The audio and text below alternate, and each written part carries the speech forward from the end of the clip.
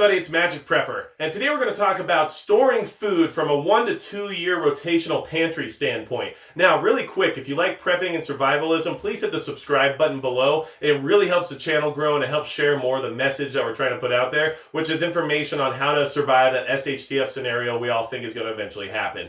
Now, 1 to 2 year food rotation, why is that better or worse than 25-year long-term storage? Well, this whole video is going to be about that 1 to 2 year mark. Let's be honest, if there is an SHTF scenario and you have food to store for about 1 to 2 years and food to ration for that amount of time, that's actually a really long time and helps you get from point A to point B. At the same time, this food can be rotational in your pantry, which means you're using it before its expiration date and you're replenishing it with more food. So this is something that's very basic in that if you're starting to be a prepper or if you're starting the lifestyle survivalism, this is a very good place to start. We all like to talk about the fun, fancy toys and all the cool gear that we can get for prepping for SHTF, but we don't often talk about the food, the most basic aspect, right? Because it's not as exciting. But today I'm going to show you how I set up some of my short-term food storage and give you a good idea of how to get started when it comes to storing food for preppers and everyone else out there that wants to be prepared for that inevitable SHTF. So, really quick, I'll show you what we have here on the table and give you an idea of what we're going to be working with today. Got my 5-gallon standard issue bucket. This is not one of the fancy food grade storage buckets. It's just your typical 5-gallon, basically painter's bucket. And the reason you want to use these is because they're very inexpensive, and as long as you're sealing your food properly, you don't necessarily need the food grade storage buckets. But if you want to spend the extra money, I think it's upwards of $20 a bucket. You can do that and get a really nice bucket that's going to be airtight, waterproof, and all that good stuff. So I'm starting with just a basic bucket because this is a beginner video. Now, long grain enriched rice. Why is this the staple of most prepper and survivalist food storage? Well, because it's got a high calorie output for what it is. It's easy to prepare, easy to eat. It basically gives you the most minimum nutritional benefit of calories for when you need it in the survival mode that we'll eventually be in, and it's very inexpensive. So you can get a 20-pound bag of long grain enriched rice right here, and I think this cost me like $14. So not too bad, and it's enough for you to be able to get started with. And then the other thing that you see a lot of people use is beans. And the reason people use beans, these are actually pinto beans, is because beans have protein, they have other nutritional value that you don't get from things like rice or any other grains, and they're also really easy to store and really easy to prepare and eat later on. So beans are a must-have basically when it comes to dry goods and survival prepping. Now, I also have O2 absorbers or oxygen absorbers. The reason you use oxygen absorbers is because you want to make sure that whatever you vacuum seal has that much more oxygen depleted from it. So most vacuum sealing gets rid of about 80% of the oxygen. This will get it back down to another 19 to 20% basically. So this will help eliminate almost all the oxygen in your vacuum sealed dry goods. So you'll go from 20% oxygen value without using them to almost less than 1%. So they're very important, and they actually do make the food last a lot longer. You'll see these in things like your bags of beef jerky and stuff like that, and that's the exact reason why. It makes it last much longer, preserves it for a longer time. And then the bags we're using today are your standard issue food saver bags. Now the reason we're using those versus Mylar is because this is short-term food storage, 1 to 2 years. We're not talking about 25 years. If you want to go that route, Mylar is the way you need to go because it lets less oxygen in over time and it blocks out all the light. Now part of using buckets is blocking out light, but it's still not completely impervious, whereas Mylar bags are. So this is not the video for Mylar bags. We'll make that video later on.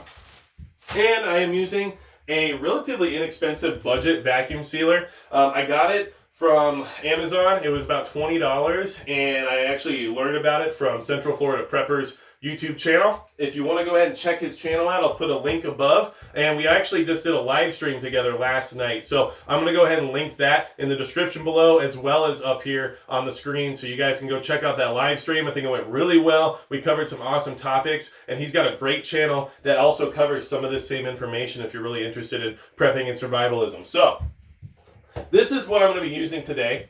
And what I'll do now is move over so you guys get a closer look. We're going to vacuum seal some of this stuff real quick, I just want to mention the rice and the beans were both put in the freezer for over 48 hours. That is just kind of a standard that's put out there online for people to kind of prepare the food before vacuum sealing it. And the reasoning behind it is to eliminate the risk or mitigate the risk of, pests or anything else that might have eggs or something like that in the food that we want to make sure it doesn't hatch later on. So it doesn't completely fix that problem. It's not something that's 100% fail-safe, but it's much better than not doing anything at all. So these things have been frozen for over 48 hours, just so you're aware. We'll go ahead and get closer and we'll start sealing some food.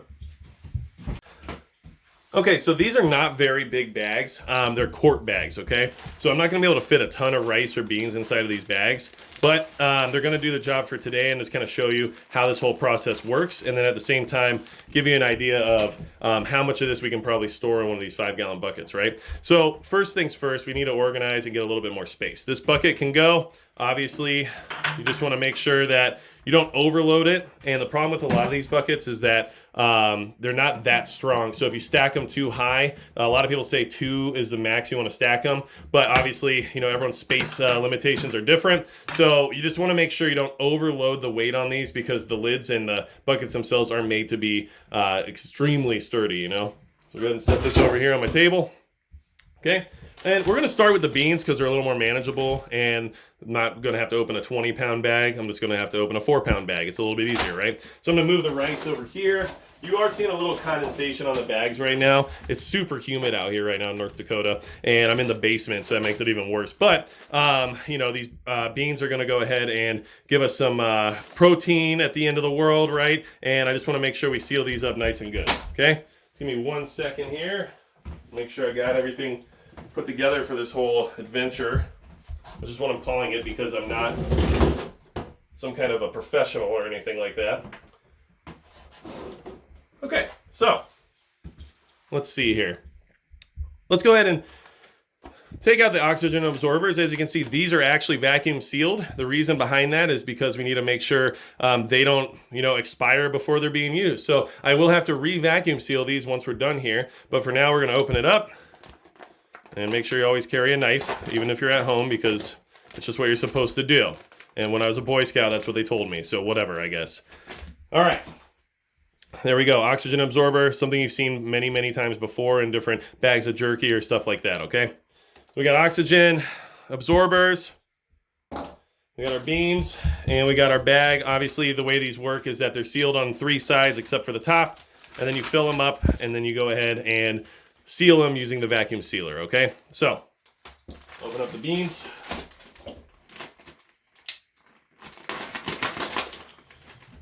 All right.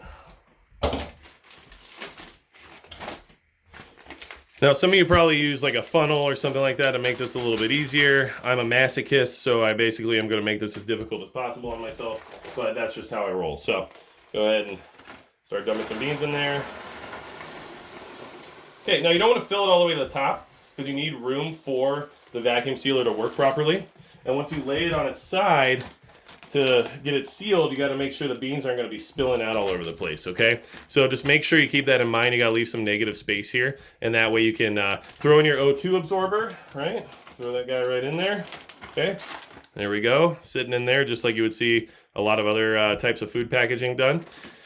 And we'll go ahead and get this thing started. Now, this thing is not necessarily the best thing on the market. This is actually very budget and very cheap, but it does work. And if you want to get started as a prepper and start your food storage adventure, then getting started with a $20 vacuum sealer is much better than having to wait for a year to be able to afford the $180 ones out there that don't really do much of a difference when it comes to the job. It's just the different features and functions. And honestly, you guys, I really would prefer that you get started now instead of waiting till you can afford it, because waiting till you can afford it is the end-all say-all of a lot of preppers out there when SHTF comes, Okay, so latch it back down. I like to hold it down while it vacuums because it gives it a little bit better seal and it gives it a little bit more efficiency when it comes to pulling out all the air that's inside the bag. And we'll go over here and just hit the button. And as you can see, it is starting to remove a lot of the oxygen out of the equation here. Okay, none of the beans or anything are underneath where the vacuum element is right now, so that makes sure you're not going to have any negativity going on there. I don't know what this vacuum sealer just did, but it knocked some of my sound panels off, so give me 1 second on that. But it's still vacuuming. All right, now it's moving to the seal procedure.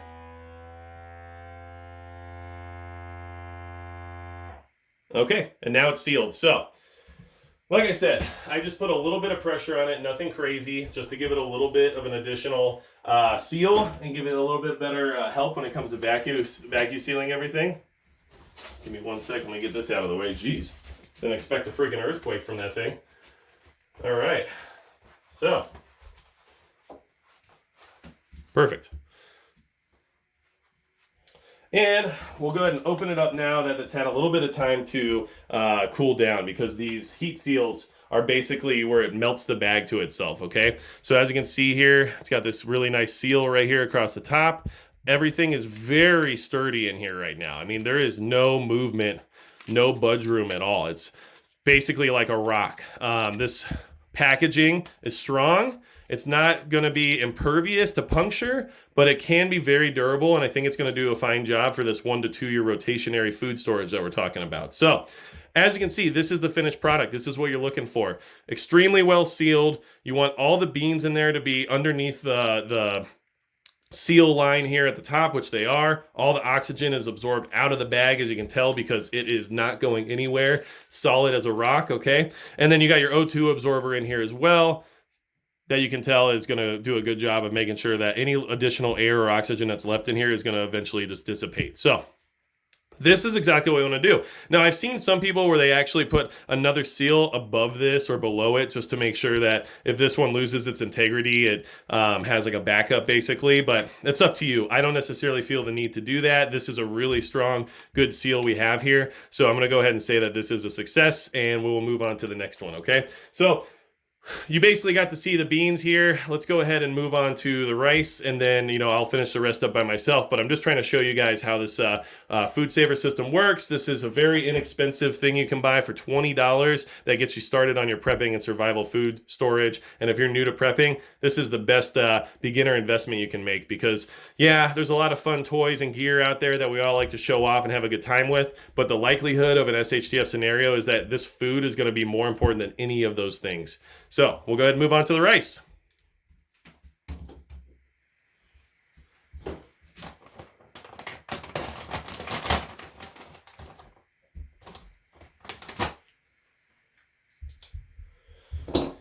All right, same story as before. Very masochistic of me. I'm gonna go ahead and try to dump this rice in here without any kind of a funnel or anything else. It is a 20-pound bag, so bear with me if I make a fool of myself. It's something you guys should already be used to if you've been to the channel for a long time. And if you're not, a veteran of this channel, then just be aware that these are things you're probably gonna see on a regular basis from me, because I am not the most organized or non-clumsy person on the planet. So let's go ahead and open that up. We're gonna start pouring rice in.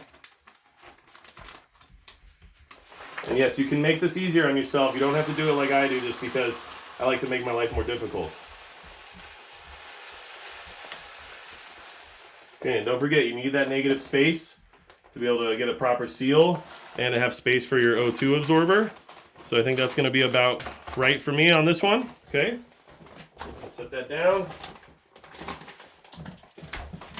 Okay. All right, so you can see everything went in just fine. Grab another O2 absorber.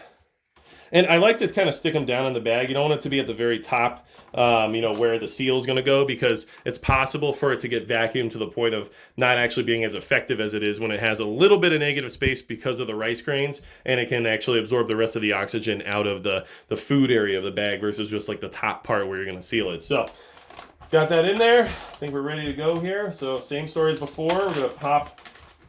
It looks like this lip has a little bit of a curve to it, so I'm going to actually flip it around this way. There we go, the way it's supposed to go.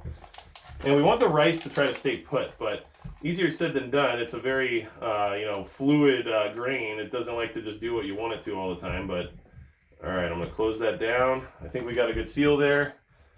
Latch it down. And like I said, I always hold it down a little bit because I think it gives it a better seal. And I'll hit the button. And as you can see, the air is already coming out of the bag, so it looks like we do have a good seal. And it's going to keep pulling until it can't pull any further, and then that's when it hits the red light and goes into seal mode.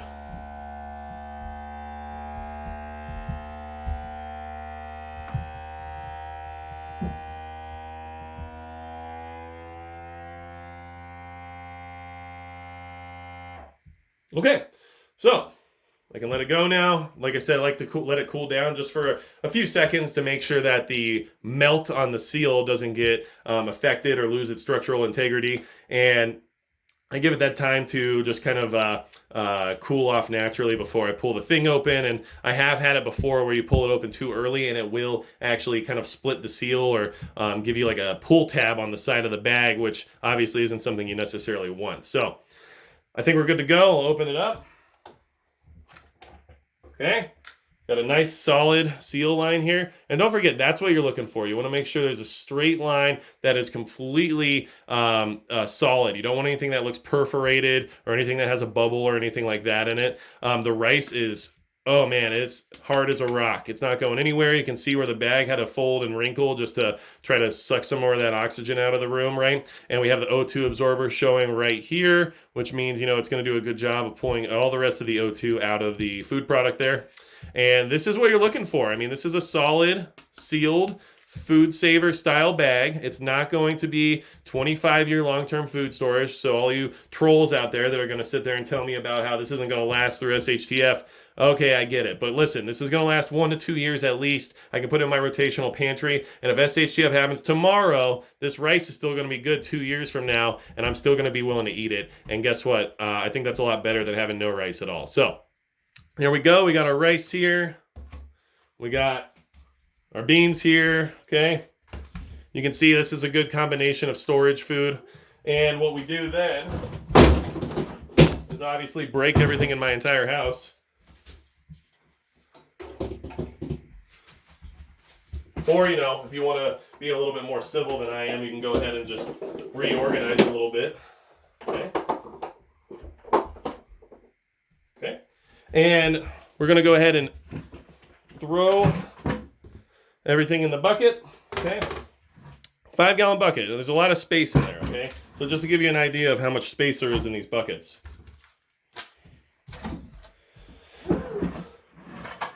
Each one of those bags takes up no space at all. Okay. So just so you're on the same page as me, there's tons of room in here to put food. I would say, you know, we can at least fit, you know, 20 to 25 pounds of food in here if you seal it correctly. And I'm going to fill this whole bucket with this stuff. But this is the exact thing you want to start doing as a beginner in the prepper world, as a person who wants to put together some food storage for those just-in-case emergencies. This is going to do it for you. And honestly, I'll go ahead and finish this project up real quick, and then hopefully I can show you what the full bucket looks like afterward. But either way, the main thing you want to do at the very end of your project here is stick the lid back on, okay? And then you're going to want to label it, because it's good to know how long things have been, you know, stored away, or, you know, for how much time you've had it stored, in order to make sure you're rotating properly, to make sure you're doing first in, first out, you know, and at the same time, make sure that you don't eat food that's already past its expiration point, okay? So I'll go ahead and just write on here. Let's see. I mean, I could write on the plastic, but I got this little sticker here. I'll just kind of do a real quick note here. You know, 9/13/19. And I don't know if you can see that, but I wrote it right there on the barcode. And basically, it gives us an idea of when this food was stored and how long it's been stored away. And when you're rotating in a 1 to 2 year short-term rotational pantry, you want to make sure you're grabbing this before you grab something that I, you know, put together next month. So just a real quick reminder, that's something you definitely want to do. And besides that, I mean, that's going to be it. I'll go ahead and fill the rest of this bucket up. But hopefully you guys learned something here. And hopefully if you're a new prepper, or if you're just getting started with all this, this can teach you ways that you can actually start preparing without spending $1 million on, you know, Mountain House products or stuff like that. All that food is really good. It tastes good. It's got a lot of different nutritional value that's good to have, but at the same time, you want to make sure you can afford more food than just that. And if you're on a budget like I am, it's easier to store away rice and beans in buckets like this with a food saver than it is to go buy, 750 pounds of Mountain House. So hopefully you learned something. Like, share, subscribe, help the channel out. I really appreciate you guys sticking around. And if there's anything else you need from me, leave a comment in the section below. That's going to be it for Magic Prep.